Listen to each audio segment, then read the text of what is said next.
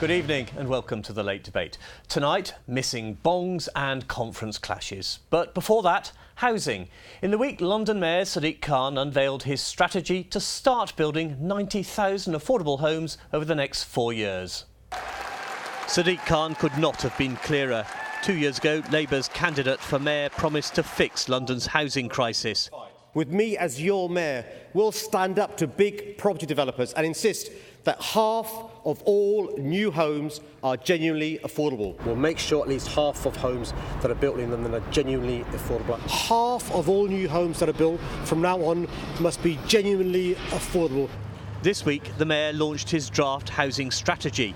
Sure enough, the 50% figure was still on his wish list, but has been downgraded to a long-term strategic target. His critics accused him of backtracking on election pledges. People would be on his side if he was a bit more open about it. So tell us how many you are going to aim to build. Give us the numbers. Why do you think he's not giving you targets? Because he doesn't want to fail. London's housing crisis is not new. Previous mayors have been confronted by it. This was Boris Johnson's take. I think we need to stop building homes for hobbits. When Ken Livingstone was mayor, he too wanted to force developers to include a high quota of affordable homes. But some house builders are resistant. It does change the viability of sites, and developers, they're private businesses, they're reluctant to bring forward sites that aren't going to achieve the margins that they thought they were going to achieve when they bought those sites in the first place. 2 years ago, Sadiq Khan was eager to embrace the challenge. I genuinely believe it's possible to fix London's housing crisis. I'm afraid we can't turn it around overnight. It's going to be a marathon and not a sprint. His promise now is that by 2021, work will have started on 90,000 affordable homes. Joining me now to take a closer look at the capital's housing challenges is London Mayor Sadiq Khan. Sadiq, thank you for coming in. Good to join you. First of all, why no clear targets in your housing strategy? Well, the draft housing strategy which we published this week is a consultation over 3 months. Before that finishes, we'll publish the draft London plan, which will set out what we expect each year to take place in London. Is that how many houses have to be built or how many houses will need to be built? That will set out what the needs of London is and Londoners are. We know over the course of the last few years, on average, only 25,000 homes each year have been built. The need was always 50,000. It's presumably more than that now, is it? I'm sure it's going to be there or thereabouts, if not higher. I mean, I'm afraid the context is the year before I became mayor, the numbers of homes given permission that were affordable, 13%, number of homes that were built that were affordable, 17%. So the context is a pretty tricksy one. We're going to make sure that we, as soon as we can, build more homes in London and ones that are genuinely affordable. You made it clear in your election campaign that you wanted a target of 50% affordable. Your draft housing strategy, you say it's a draft and we may see changes in November, doesn't make that a target, it makes it an aspiration. Will you make it an enforceable target that developers have to provide 50% affordable homes? So the long-term aspiration is 50%, half of all new homes to be genuinely affordable. What we've done is long-term, what we've done is we've thrown in the bin the previous mayor's definition of affordable. So by affordable we don't mean homes costing £500,000 or homes that are 8% market value. Forget that, it doesn't work. We've said by genuinely affordable we mean homes where you pay a social rent, council properties, and or homes where you pay a third of average earnings because people can then pay the rent, put money aside for a deposit, and or shared ownership part by part rent. So the threshold is far more difficult for developers, councils and housing associations, but also we've fast-tracked things. We've said to developers, look, we've published a new supplementary planning guidance. If you, as a private developer, agree to build 35% genuinely affordable homes, try straight away, we'll give you fast-track permission so you can get going straight away. The public land I'm releasing will have more than half, because you're going from 13% as it is to almost 3 times that. We've got to be realistic in the context of where we are with Brexit, where we are with land values, and that's why we've appointed 2 viability experts in City Hall to try and help councils who are having rings run around them by developers in relation to viability. The second really important thing we're doing is freeing up more surplus public land, and on that the expectation is more than half to be genuinely affordable. And of course, over a period of time, you'll see a change in the number of homes being built, but also those that are genuinely affordable. You talk about 90,000 affordable homes starting to be built by 2021. That's a year after the next mayoral election. Is it fair to say that this has turned out to be a bigger challenge than you predicted? No, those are the rules the government gave us. So let me explain to you where we are there. So we negotiated a deal with government earlier this year, a record package of £3.15 billion. The government's strings to that was it's got to be starts by 2021. We said, by the way, we want to be more ambitious, so we want to use our definition of genuinely affordable rather than £500,000 homes, which can be easy to do. We said we want to build homes with social rent, council, London living rent, or shared ownership. So we've made it harder for ourselves, but we will start 90,000 genuinely affordable homes by 2021. There are going to be people who voted for you last year in the hope that they would see a home of their own.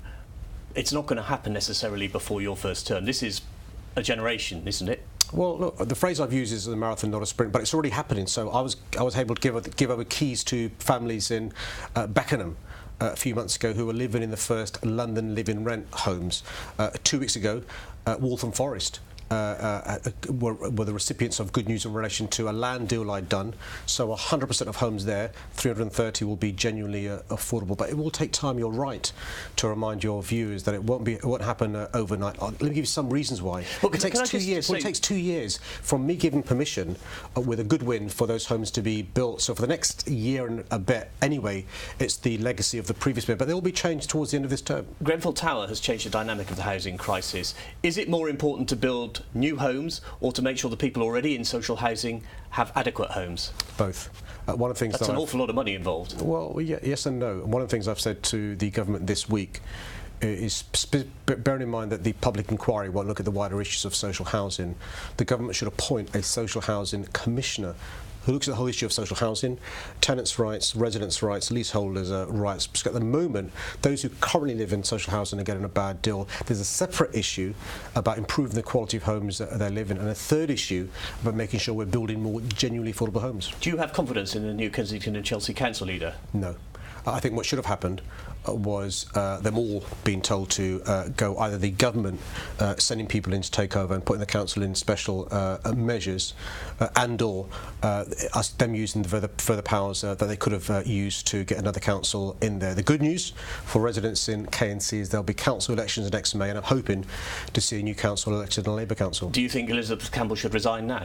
I think she shouldn't have taken on the job. I think she should have recognised and had the humility to recognise they're all tarnished, failure or unfailure. They're all painted with the same brush. As a member of the cabinet, as a senior councillor, I've seen for myself the lack of confidence residents have with her and her administration. And it's important that we restore confidence sooner rather than later of residents in people in positions of power and influence. You've talked in the past about housing being the greatest challenge facing the mayor. You've got other challenges, not least one at the moment that's causing serious problems in London: the number of teenagers being murdered. 18 so far this year.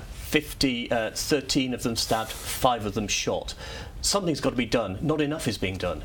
Well, every death on the streets of London is a tragedy. I speak as a parent of 2 teenager daughters who worries as a dad when my girls are out with their friends on the streets or visiting their shops in the centre of London.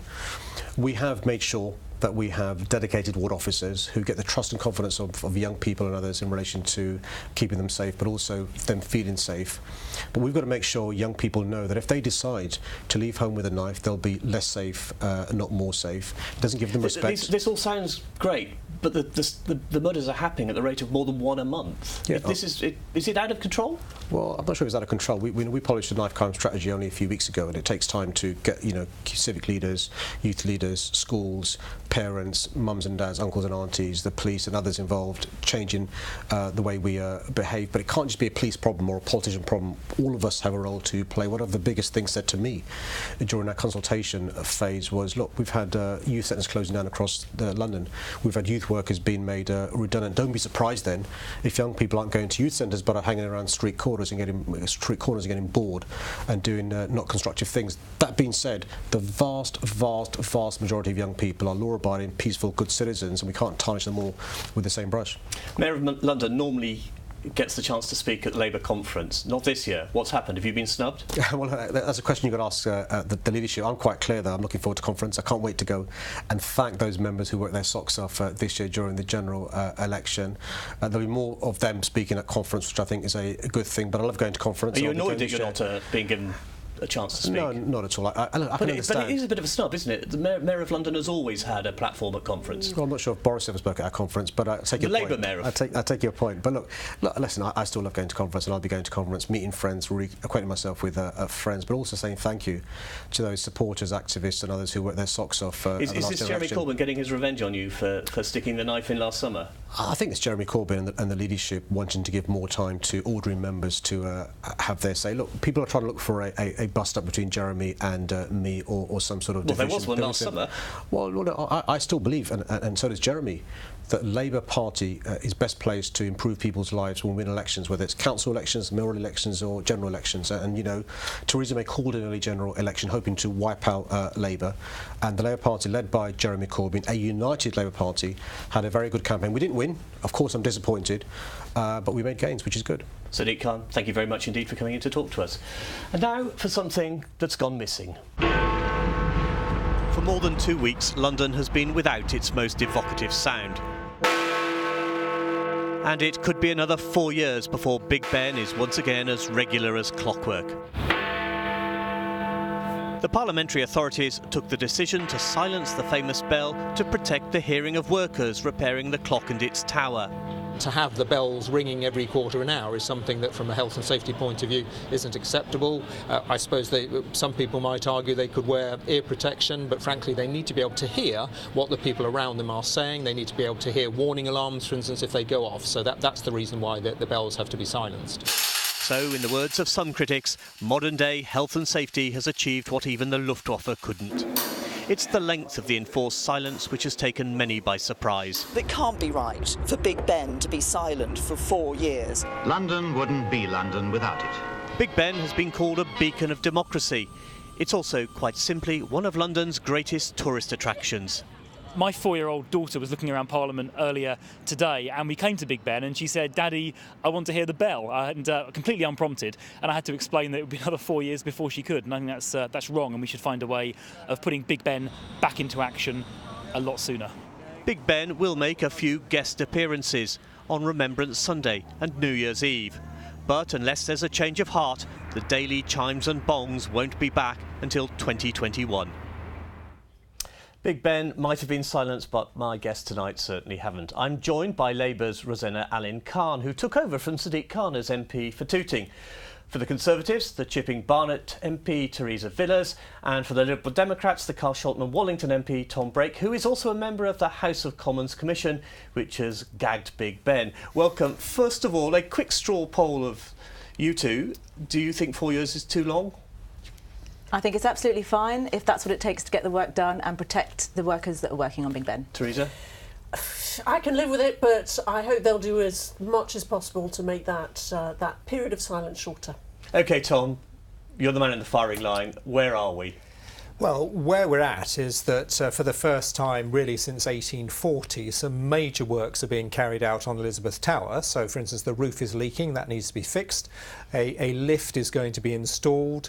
The clock, which is what drives the bell, needs completely overhauling, so it's going to be dismantled. These works have to be carried out. This is a World Heritage building. If they're not carried out, then it risks falling down.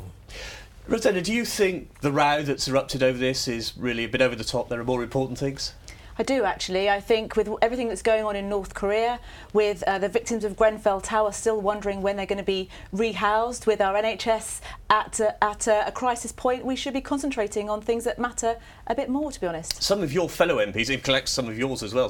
We saw Stephen Pound almost in tears when the clock stopped, and some of your fellow backbenchers equally annoyed. Are they getting too excited about this? I think it is sad that Big Ben is going to be silent for so long, but I do agree that this is a hugely important World Heritage site.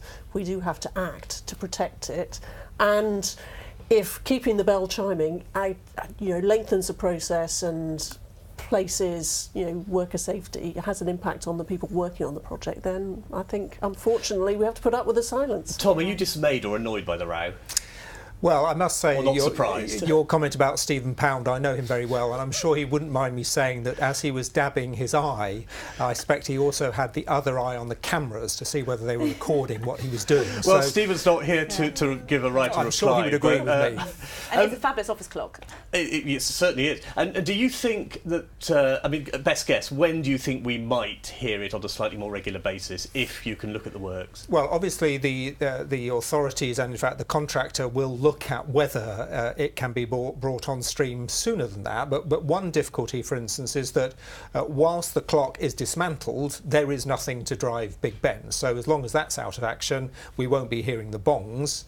What your report highlighted, of course, was that they will be ringing on New Year's Eve. They will be ringing for remembrance services. And, of course, if there is another big state occasion, I'm sure that we will find a way of ringing them on that occasion as well. Right, let's turn to Brexit. Theresa, Brexiteer, big day in the Commons today, first day of the European Union withdrawal bill. Are you happy with the way things are going?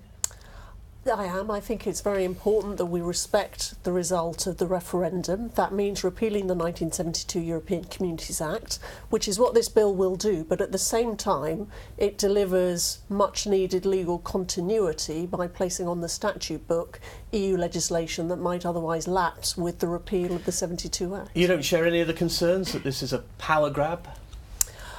Clearly, the bill will be scrutinised carefully. I think these clauses which allow amendment of future laws to tidy them up, I think they're a routine part of legislation of all kinds. I don't share the anxieties that many do about them, but if there are amendments to clarify them, I'm sure I and others will scrutinise those carefully. I've got two people shaking their heads either side of you here. Rosena. Well, I'm absolutely against the bill in its current form, because what it is seeking to do is make sure that every Conservative minister becomes a mini dictator, and that isn't democracy, and I don't believe that's what people voted for when they voted to leave the EU. Well, I rather agree with Theresa's very well-respected colleague, Dominic Grieve, who said that he believes this bill, and he used this phrase, is an astonishing monstrosity. What this bill does, that was today what Rosena has said is correct. This bill gives ministers the power really to dictate to Parliament what is going to happen in relation to this bill, and there are powers within the bill that allow this bill, once it becomes law, to then change the law itself without having to come to Parliament, using secondary legislation, which is a very short-circuited process which really doesn't allow parliamentary scrutiny. So this bill is unacceptable in its present form. Isn't there a danger that it's also incredibly impenetrable to the majority of your constituents? Certainly, I mean, the process of leaving the European Union involves a lot of sort of complicated legal questions, but at its heart is, you know, the wish to become an independent country again, the wish to ensure that the laws we're subject to in this country are the ones made by people in our Parliament, so we can hold them to account and, if necessary, in an election, get rid of them. That is exactly the point. Exactly. That this bill is not giving Parliament and members of the Parliament powers. We're not taking back control, in the words that you've used during the referendum campaign. Who is taking back control is ministers, yes, not Parliament. Oh, that is a complete exaggeration and a caricature of the bill. The Henry VIII powers. The bill will hand back huge amounts of power to Parliament as a technical measure to ensure that we can deal with technical problems with transposing EU legislation into our law when we're no longer members, like references to individual institutions to which we're no longer subject. These are technical matters. The provisions are drawn quite tightly, and no doubt Parliament will have the opportunity to see whether they need clarification. They're not technical matters. No. When I asked David Davis, the Minister in charge today, what will you use this bill to change policy? In other words, not technical changes, actually change policy. He said, yes, I will be using this bill to change policy. And fundamentally, when Theresa May called a general election, she did it because she wanted an overwhelming mandate to push through a hard Brexit. That spectacularly backfired, and this bill is looking to ensure that she still has the control she wants to push through the harshest possible Brexit and control all the laws in the UK in Britain without Parliament having any scrutiny. Theresa, you're a former Northern Ireland Secretary. There are real concerns about the border between the north and south of Ireland. Do you think that's going to prove to be a barrier that can't be got over? I believe we can find a solution on what that. Is and it? I think well, to a large extent, I think the outline of it is set out in the UK government's position paper. The fact that we don't need physical infrastructure at the border, it's perfectly possible to continue with a common travel area, giving freedom for Irish and British citizens to live in one another's countries. That has served us well for 100 years, since well before both countries were members of the European Union. We can continue with that common travel area. And actually, I think it's quite striking, last week when Michel Barnier was quite critical of the UK position and the progress of negotiations, he welcomed the progress that had been made on the border issue. Can we just talk about one other topic this evening? We're just about to enter the party conference season, which is something you all get very excited about. You're on your third leader in 4 years, Tom. Can you see your current leader leading your party into the next general election? I'm sure he will. We're very lucky to have Vince as our leader. This period in time is critical from the point of view of the economy. He's going to be 80, and 80 Vince plus Cable is the person election? who I would argue knows more about the economy than anyone virtually on any of the other front benches. So when it comes to arguments about Brexit, then I think Vince is the right person for the job. Rosena, we heard from Sadiq Khan, your predecessor today. He's not now speaking at conference for some reason. Mayors of London usually do at their party conferences. Do you think he should be allowed a platform? Well, that's not actually been confirmed by the CAC at the moment. That's the Arrangements Committee. Yes, the Arrangements Committee. They haven't actually confirmed it, so I haven't seen the lineup. I mean, he's a spectacular speaker. He's done loads as mayor. As it would be great to hear from him. It would be great to hear from Andy Burnham. But fundamentally, politicians, we get a platform to speak all the time, and members don't. So it'd be great to see members speaking. Theresa, very briefly, what does your party leader have to do to survive? She is getting on with the job of running the country, delivering on Brexit to make a success of it, but also to deliver on her agenda to make sure that this country has an economy which delivers for everyone, and also on important projects, for example, strengthening workers' rights. Are these treacherous waters for her in the next week or couple of weeks? No, I don't believe they are. Her position is secure. She has the respect of the parliamentary party. Yes, we all wish we had done better. We all wish we'd done better in the general election than we did. The smiles on the other two say an awful lot. I'm afraid there we have to leave it. That's all we've got time for tonight. Thank you to all my guests tonight, to Sadiq, to Rosena, Theresa and Tom. Thank you for watching, and I'll be back next month when Parliament returns after the party conferences. Thank you very much indeed.